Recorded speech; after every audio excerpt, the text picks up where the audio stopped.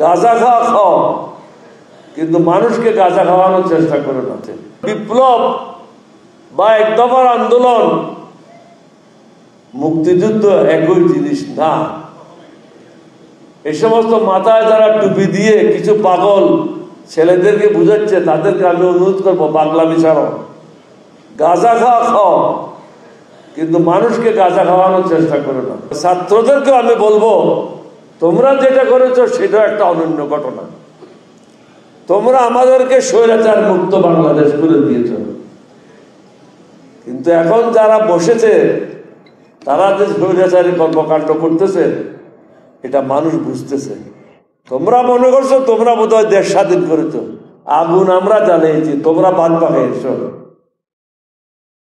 রাজনৈতিক দলগুলি চুলা গরম করেছিল, চুলা সব সময় গরম রেখেছিল, তোমরা ওই গরম চুলার উপরে এসে ভাতগুলি পাকাই নিয়েছ।